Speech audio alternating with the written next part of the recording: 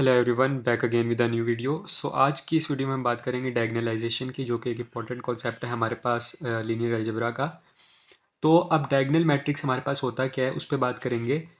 इसके लिए हमारे पास कुछ स्टेप्स हैं, वो हमने फॉलो करने हैं। सबसे पहला स्टेप है कि हमने करेक्टरिस्टिक इक्वेशन, जो मैंने आइगन वैल्यूज़ की प्रीवियस वीडियो में बताई है, वो पहले फाइंड करनी है करेक्टरिस्टिक इक्वेशन। और वो किस तरह फाइंड करेंगे, ए माइनस लेमडा आई, इसका डिटर्मिनेंट लेंगे इज इक्वल टू जीरो रख के, तो हमारे पास करेक्टरिस्टिक इक्वेशन आ जाएगी।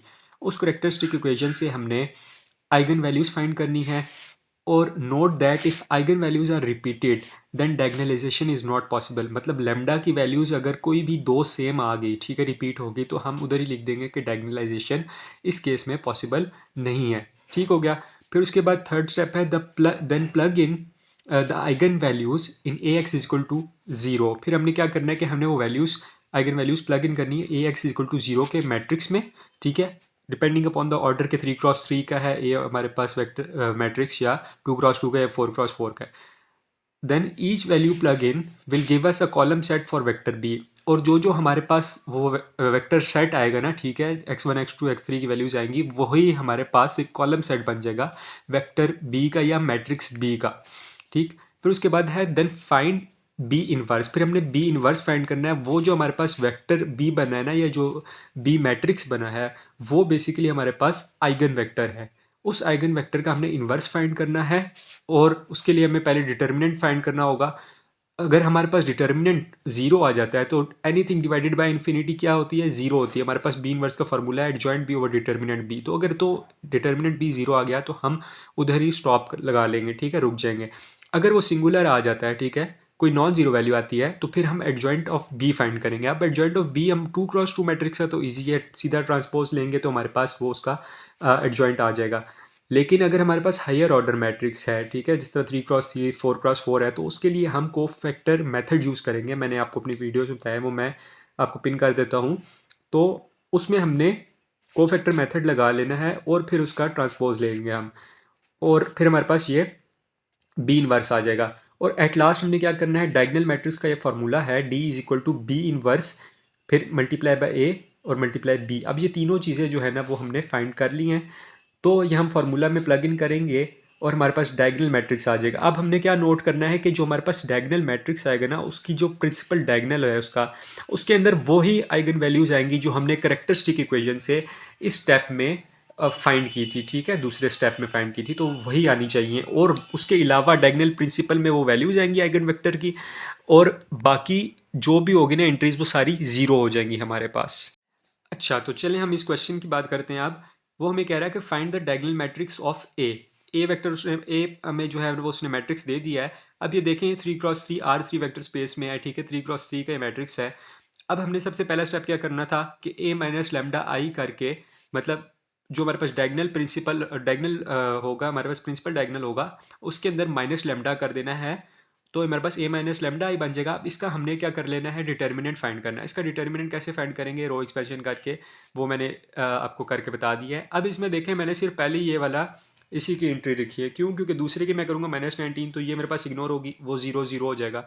ठीक है, तीसरे का मैं इसको इग्नोर करूँगा सारे को, और इसको मल्टीप्लाई करूँगा तो 0 हो जाएगा, तो मैंने नहीं लिखा। ठीक है, तो अब हमारे पास ये तीन आगे थे और इसको इक्वल टू 0 हमने रखा हुआ था।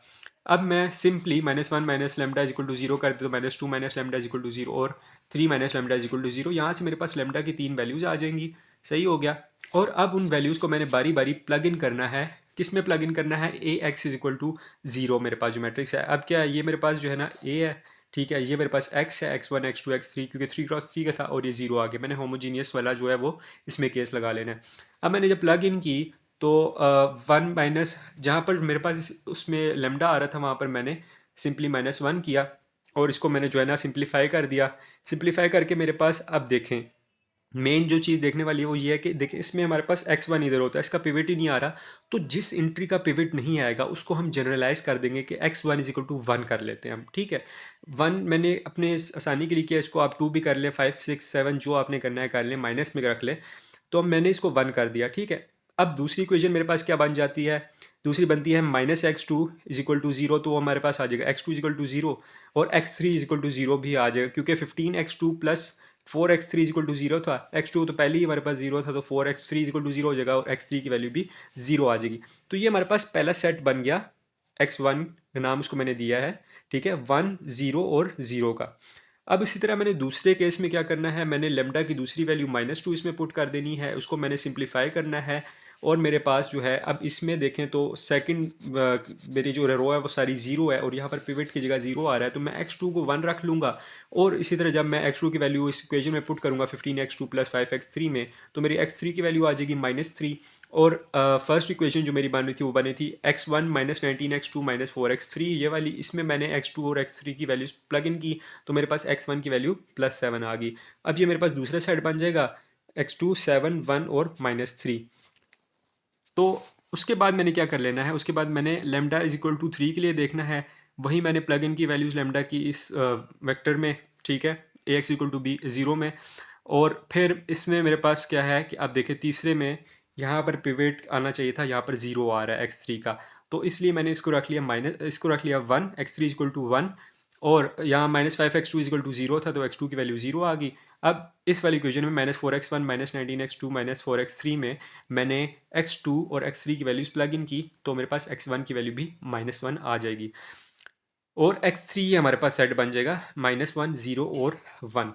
अब नोट करें कि जो हमने आइगन वेक्टर बनाना है ना, वो हमने जो सेट्स निकाले थे ना, ये x1 का सेट निकाला था, फिर x2 का सेट निकाला था, और ये वाला जो था x3 का सेट उससे बनाया है। ये हमारे पास 1 का आ गया था, x1 का सेट क्या था 1 0 0 वो लिख दिया, फिर x2 का था 7 1 -3 वो लिख दिया, और x3 का -1 0 और 1 वो लिख दिया। अब मैंने क्या करना है, इसका मैंने इन्वर्स लेना है। तो इन्वर्स के लिए सबसे पहले मैंने क्या आपको बोला था कि आप डिटर्मिनेंट फाइंड करें, तो मैंने इसका b का डिटर्मिनेंट फाइंड किया, तो वो मेरे पास एक्सपेंशन के बाद 1 आ रहा है, मतलब 0 नहीं है। तो अब मैं ओके हूँ, अब मैं एडजॉइंट की तरफ जाऊँगा। अब एडजॉइंट ऑफ बी हम कैसे निकाल लेंगे, उसके लिए हमें कोफैक्टर एक्सपेंशन करनी पड़ेगी। ये मैंने अपनी प्रीवियस वीडियो में बताई है, इसलिए मैं यहाँ पर मैं आपको डायरेक्ट करके बताऊँगा, ठीक है। अभी यहाँ पर क्या है, पहले मैंने लिया, इसको इग्नोर कर दिया, बाकी 1 0 -3 1 रख दिया। और ये हमारे पास माइनस के साइन इसलिए लगा क्योंकि अब दूसरे पे आएंगे 7 पे आएंगे, तो ये फर्स्ट रो और सेकंड कॉलम है, 1 + 2 3 होता है, तो जहाँ पर ऑड आते हैं वहाँ पर हम माइनस लगा देते हैं, जहाँ पर इवन आते हैं वहाँ पर प्लस लगता है। इसी तरह इसकी एक्सपेंशन करके मैंने डिटर्मिनेंट ले लेना इनका 2/2 का, वो तो हमें आता ही है। और फिर उसके बाद ये हमारे पास फॉर्म बन जाएगी, और फिर इसका ट्रांसपोज लेंगे तो हमारे पास एडजॉइंट आ जाएगा। और फिर हमारे पास ये लास्ट जो स्टेप था वो क्या था कि फार्मूले में इसको हमने पुट करना है, तो हमारे पास डी के क्या फार्मूला था, D is equal to B inverse A B. अब बी इनवर्स की वैल्यू भी हमें पता है, ए की वैल्यू भी पता है, बी की वैल्यू भी पता है। बी इनवर्स ए को मैंने मल्टीप्लाई किया तो मेरे पास ये चीज़ आ रही है, ये वेक्टर आ रहा है, ये मैट्रिक्स आ रहा है।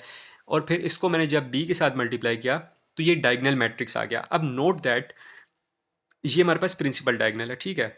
अब इसमें एक वैल्यू -1 आ रही है, एक वैल्यू -2 आ रही है, और एक वैल्यू 3 आ रही है। तो क्या ये वही वैल्यूज़ नहीं है जो हमने यहाँ पर निकाली हैं इसकी लेमडा की, ठीक है, आइगन वैल्यूज़ -1 -2 एंड +3। तो यही वैल्यूज़ हमारे पास जब इधर आ जाएंगी और बाकी सारी वैल्यूज़ जो है 0 बन जाएंगी, तो हमें वेरीफाई हो जाएगा कि यस ये हमारा डायगनल मैट्रिक्स सही बन रहा है। तो ये थी आज तक की वीडियो, उम्मीद है आप लोगों को अच्छी लगी होगी और समझ भी आई होगी। अगर किसी की कोई क्वेरी है तो ही और she can ask in the comment section. तब तक के लिए दीजिए इजाज़त, अल्लाह हाफिज़।